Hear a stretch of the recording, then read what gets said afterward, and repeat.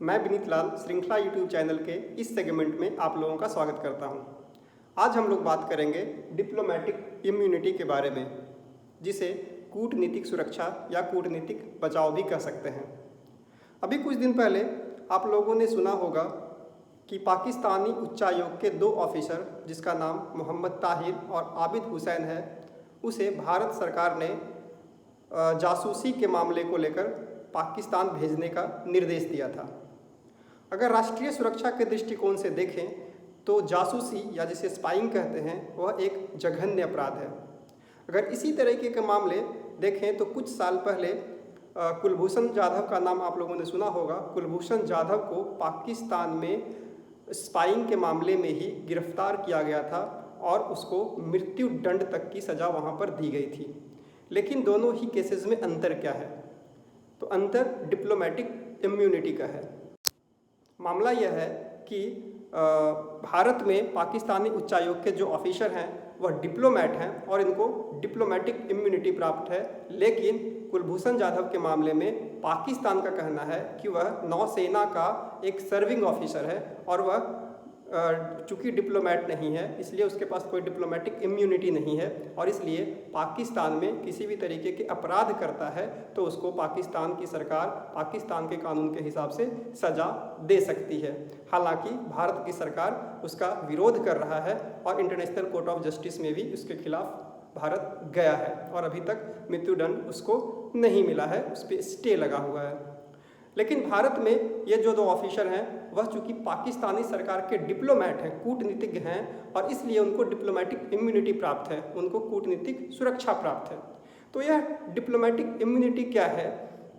तो बेसिकली जितने भी देश हैं फॉरेन रिलेशंस बनाने के लिए, वैदेशिक संबंध बनाने के लिए एक दूसरे जगह पर अपना एम्बेसी या हाई कमीशन बनाते हैं। एम्बेसी और हाई कमीशन क्या है, वीडियो के अंत में हम लोग इसके बारे में डिफरेंस के बारे में देखेंगे कि इसमें क्या अंतर है।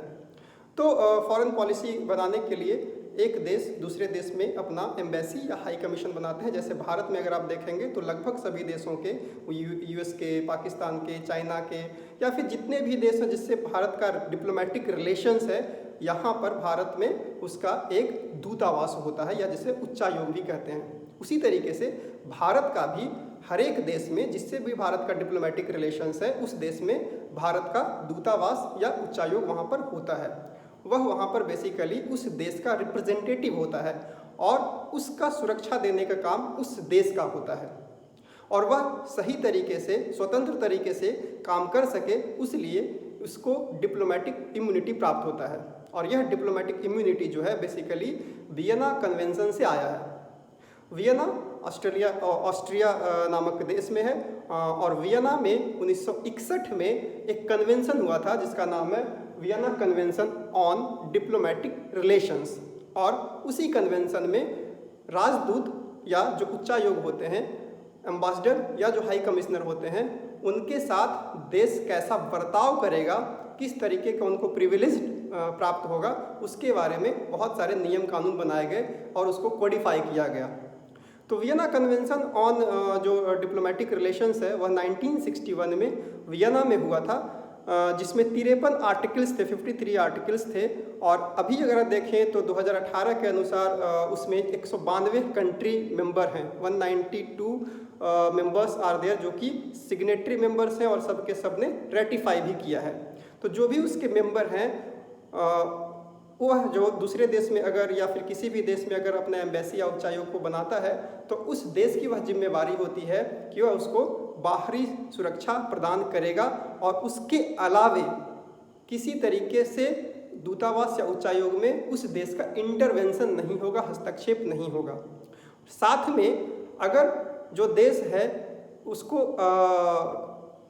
डिप्लोमेट मानता है, कूटनीतिज्ञ मानता है, जो कि एक शेड्यूल होता है और उसके हिसाब से अगर उसका नाम उसमें है तो उस देश में उसको बहुत सारे प्रिविलेज्ड प्राप्त होता है, बहुत सारे विशेषाधिकार होता है। जैसे अगर किसी भी देश में वह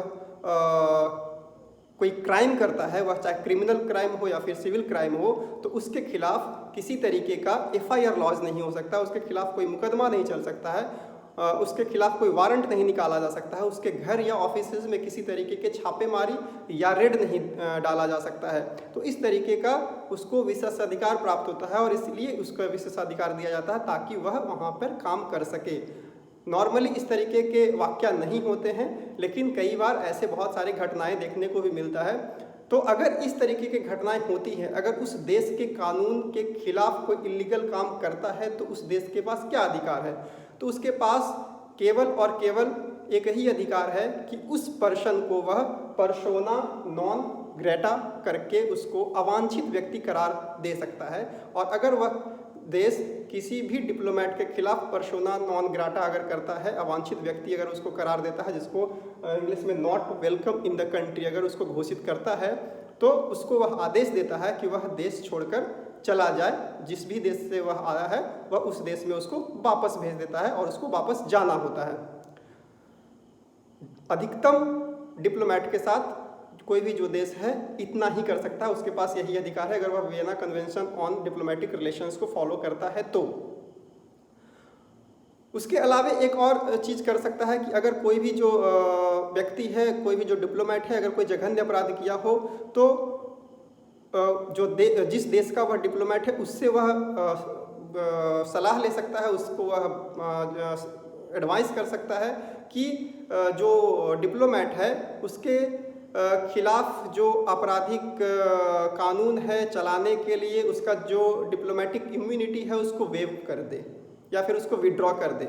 और अगर वह कंट्री उसके जो डिप्लोमेट का जो स्टेटस है उससे विड्रॉ कर लेता है, उसका वेव कर देता है, तो उसके डिप्लोमेटिक इम्यूनिटी ख़त्म हो जाती है। और डिप्लोमेटिक इम्यूनिटी ख़त्म होने के बाद वह देश जो है उस व्यक्ति के खिलाफ किसी भी तरीके की कार्रवाई कर सकता है। लेकिन यह आम तौर पर देखने को नहीं मिलता है। अधिकतर जो देश होते हैं वह आसानी से अपने डिप्लोमेट के खिलाफ किसी तरीके का डिप्लोमेटिक इम्यूनिटी को वेव नहीं करते हैं, विड्रॉ नहीं करते हैं। और ऐसे मामले में उस देश के पास और कोई चारा नहीं रहता है, बल्कि वह ज़्यादा से ज़्यादा वह उस देश में उसको भेज सकता है।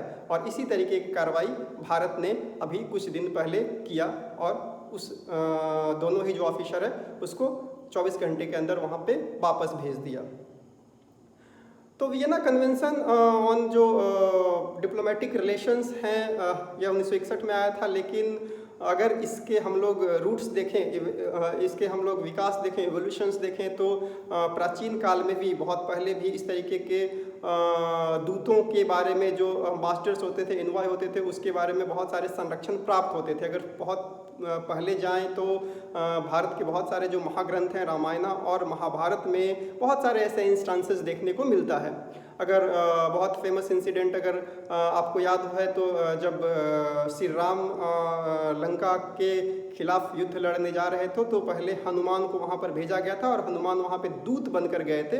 और हनुमान ने वहाँ पर जाकर बोला भी था कि हम राम के दूत बनकर आए हैं, इसलिए हमारे कुछ प्रिविलेज होना चाहिए, हमारे एक कुछ विशेषाधिकार होना चाहिए। लेकिन रावण ने उसके विशेषाधिकार को नहीं मानता था। हालांकि विभीषण ने उनको यह सलाह दिया था कि दूत के कुछ विशेषाधिकार होते हैं, प्रिविलेज होते हैं और उनको दिया जाना चाहिए, लेकिन ऐसा नहीं हुआ था। तो बहुत सारे ऐसे इंस्टांसेस रामायण और महाभारत में देखने को मिलता है, जबकि एक राज्य के दूत जो हैं वह दूसरे राज्य के दूत बनकर भेजे जाते थे और इस तरीके से राज्यों के बीच में रिलेशंस होते थे।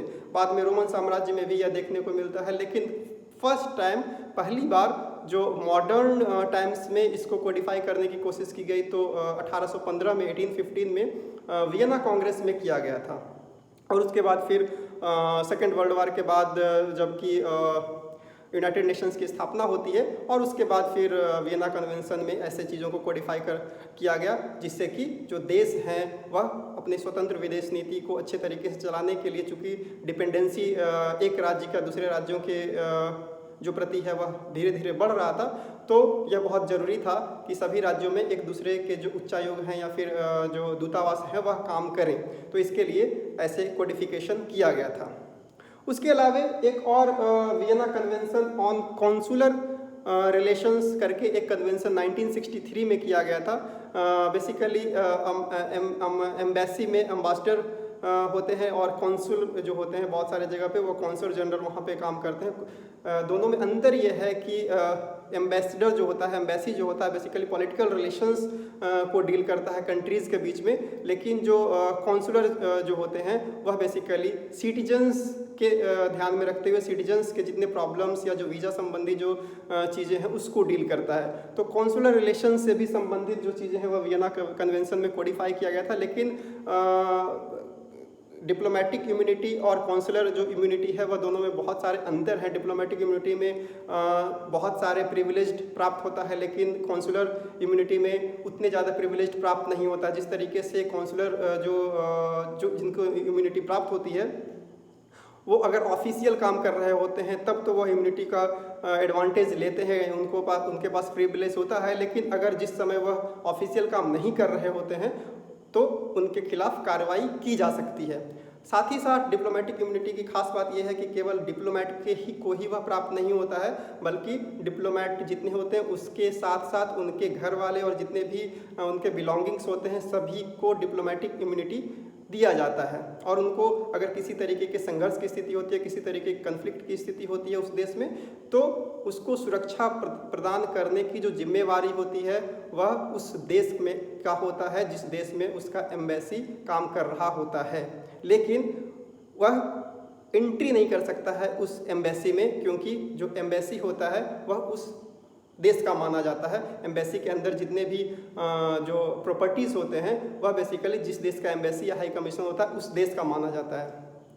बहुत एक फेमस इंस्टेंस भी है कि कुछ दिन पहले आप सुने होंगे जूलियन असांजे के बारे में, जो विकीलीक्स के मामले में बहुत फेमस हैं, और यूएस ने उसके खिलाफ कार्रवाई करने के बारे में बहुत सारे कोशिश किया लेकिन नहीं कर सका। और हुआ ये था कि उसने लंदन में जो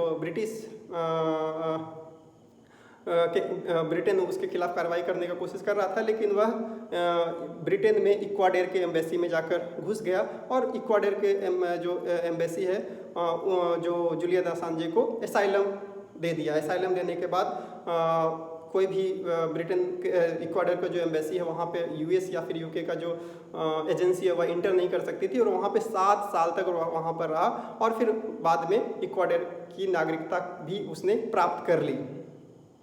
तो ऐसे बहुत सारे इंस्टेंसेस होते रहे हैं, बहुत सारे ऐसे इंटरेस्टिंग केसेस भी होते रहे हैं, बहुत सारे ऐसे जघन्य अपराध भी हुए हैं, जबकि जो डिप्लोमेट हैं वह उस देश के कानून के खिलाफ बहुत सारे काम किया है, लेकिन वह उस के खिलाफ इसलिए कार्रवाई नहीं कर पाया क्योंकि उसके पास डिप्लोमेटिक इम्यूनिटी थी।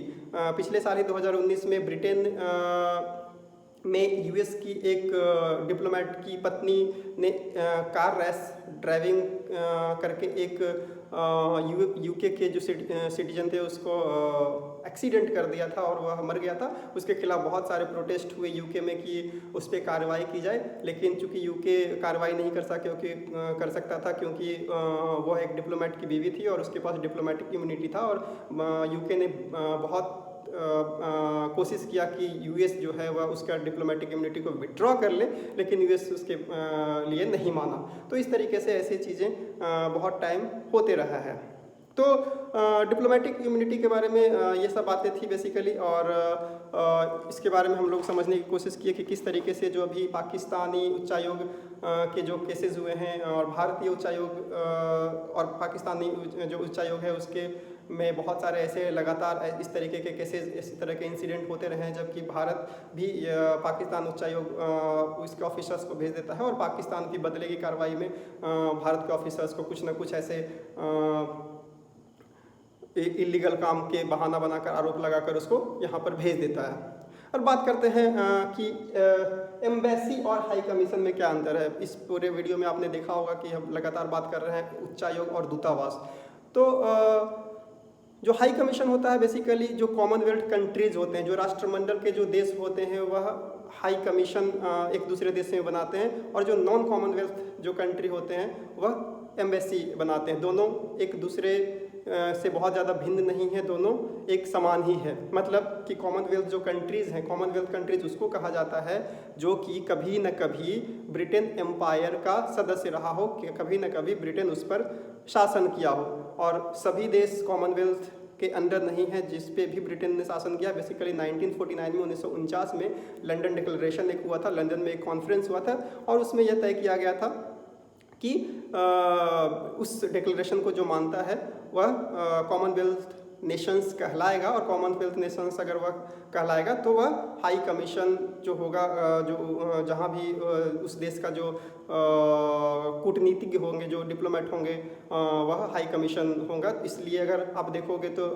भारत में यूके का हाई कमीशन काम करता है, उसी तरीके से लंदन में जो है वह भारत का वहाँ पे उच्चायोग। उसी तरीके से पाकिस्तान भी एक, चूँकि कॉमनवेल्थ कंट्री है तो भारत भी एक कॉमनवेल्थ कंट्री है, तो भारत में नई दिल्ली में जो पाकिस्तान का वो उच्चायोग है, और उसी तरीके से इस्लामाबाद में भारत का उच्चायोग है। ऑस्ट्रेलिया भी कॉमनवेल्थ कंट्री है तो ऑस्ट्रेलिया में उस तरीके से और उच्चायोग है, और भारत में ऑस्ट्रेलिया का उच्चायोग है। एम्बेसी क्या होता है, जो नॉन कॉमनवेल्थ कंट्री, जैसे अमेरिका नॉन कॉमनवेल्थ कंट्री है, चाइना नॉन कॉमनवेल्थ कंट्री है, तो चाइना में अगर आप देखोगे तो वहाँ पे उच्चायोग नहीं होता है, बल्कि वहाँ पे दूतावास होता है जिसको एम्बेसी कहते हैं। उसी तरीके से यूएस में भी अगर देखोगे तो यूएस में एम्बेसी है, उसी तरीके से भारत में भी अमेरिका का एम्बेसी है जिसको दूतावास कहते हैं। तो दोनों सिमिलर है, उच्चायोग और जो दूतावास है, दोनों में अंतर केवल ये है कि एक नॉन कॉमनवेल्थ कंट्रीज़ के होते हैं और दूसरे कॉमनवेल्थ कंट्रीज़ के होते हैं। तो इस वीडियो में बस इतना ही। अगर कोई क्वेरी, कोई सजेशंस आपको है तो प्लीज़ कमेंट बॉक्स में ज़रूर करें। आशा है, आई होप कि ये वीडियो आपको पसंद आया होगा। अगर आपको अच्छा लगे तो लाइक करें, सब्सक्राइब करें और शेयर करें। Thank you.